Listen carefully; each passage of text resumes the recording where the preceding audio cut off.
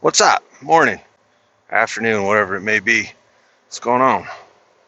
Just cruising through this industrial park, so I don't think there'll be any bridges in this video, but I was just reading something while I was getting unloaded and I found it kind of interesting. I thought I might throw it out there and share it with everybody. This isn't really like a news channel, as you know, like not a secure source for your trucking news, but it is a whatever I want it to be channel, so this video is going to be about some trucking news. Specific to California, which is where I live and operate, so, affects me directly. Probably some people watching this, maybe. So I was just reading that AB316, Assembly Bill 316. Oh, look at that. That's coal Landau. And big old stacks. I bet you they're fake. I bet you there's a weed burner under there. Anyway, Assembly Bill 316 just passed the State Senate, California State Senate, and the next step for it to become law is to go to Governor Gavin Newsom's desk and get signed into law, and it effectively bans automated trucks, automated big rigs, automated commercial vehicles. That'd be anything 10,001 pounds or better, which is interesting because this state has been very pro AVs or autonomous vehicles or whatever. If you go back through, if you haven't seen it, I have a video. I think it's a short where one runs up on me, one of the little white and red Cruise driverless cars. There's nobody in it. It just sits there intimidatingly. So I'm definitely dealing with them, encountering them out here as far as the cars go. But the truck thing, I find kind of interesting. I don't know who sponsored the bill. When I was reading the article, which I will put in the description, you can read it yourself and do more research if you'd like. This Teamsters Union was behind it, and a couple of automotive safety or truck safety organizations, which kind of makes sense, right? Because the Teamsters Union and those organizations are made up of members that drive a truck, like me. So, if this truck was driving itself, they probably wouldn't be getting any membership fees or dues or votes or anything. So, keep that in mind. I guess they have a motivation to keep automated trucks off the road. I'm not into automated trucks myself, not just because of my job, because for real, doing what I do would probably be among the final things that got turned into an automated self-driving thing, self-driving operation. And I've only got so many years left to drive anyway, so I'm not really worried about like losing my job doing an autonomous truck.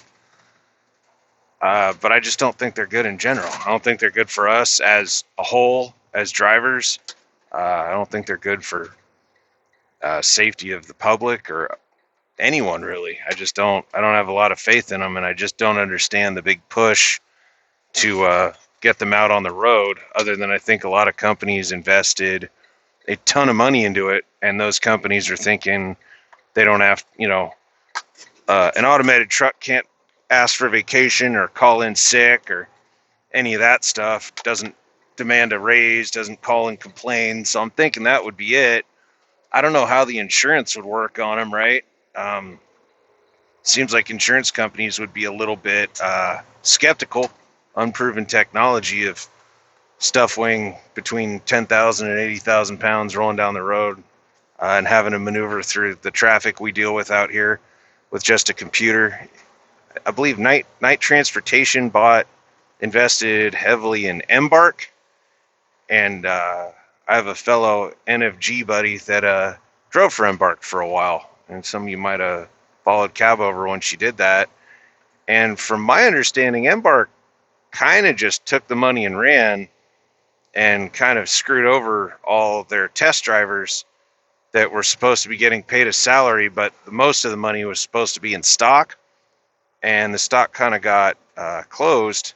So a lot of people were, investing their time and their safety in it to help launch this company, and then they just kind of got left open-handed, which, if that's any indicator of how the automated truck companies are going to operate, then that's even more reason I don't like them, right? So it goes to his desk, and we'll see if he signs it or not. I think it all comes down to lobbyists, right? Whoever's going to grease, especially Gavin Newsom's whatever's best for him personally is generally what he does. He doesn't, in my experience, have a lot of interest in keeping people in my income bracket happy. So we'll see. But I thought it was cool. It made it through the Assembly and the Senate. So that means there is some political support for it. You'd have to go read it. Just to summarize, paraphrase, it basically makes it illegal for anything over 10,001 pounds to not have an operator behind the seat. So I suppose all the driver assist stuff, your lane departure, all that whatnot, would still be allowed, but there has to be someone physically able to take control of the truck, I think is how it was worded. So you can have your various autopilot type technology, but you won't see a truck going down the road with just nobody in it. And I'm cool with that. I mean, who knows someday, right? But I just don't. Just dealing with those Cruise is the one brand, and then Waymo is the other one that I deal with. The self-driving cars that are in the testing phase, they're just not there. Technologically, they're just not there. If it was all automated cars that talk to each other and they could figure it all out, then I'm sure it'd be fine. I don't know if that's a world I necessarily am ready for, because the big push is if all cars are automated, then they just pick you up and take you places, and you don't own a vehicle anymore, which I don't really like the idea of relying upon that to be able to get places myself. I guess more people might be comfortable with it if you live in a super urban setting where it's hard to own a car. I guess it's handy, right? Because you got no place to park it or anything anyway. I guess and you're always taking Ubers. I guess you probably don't care either way as long as you trust the AI to operate safely going down the road. But for me personally, I'm a car enthusiast or vehicle enthusiast. I enjoy that, and I'm kind of an independent person, so I don't really put a whole lot of faith in anyone else to design something to take care of me, I guess. But that's just my opinion. You go check out that article if you'd like. I'm sure other people will do more in-depth studies and coverage on it. There'll probably be some better videos. I just happen to kind of see it in my feed. Like I said, I was sitting in the door getting unloaded, so I thought maybe that'd be something to spark a little conversation or interest. I have a feeling if California was to ban them, that would be a big hit, because is it California, Colorado, have been really the only states to embrace them.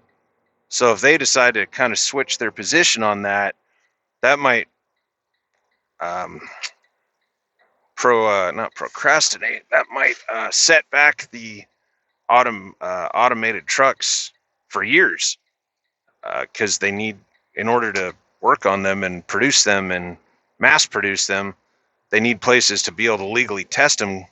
So if they can't do that, that'd be kind of a setback to those companies that have been working on it.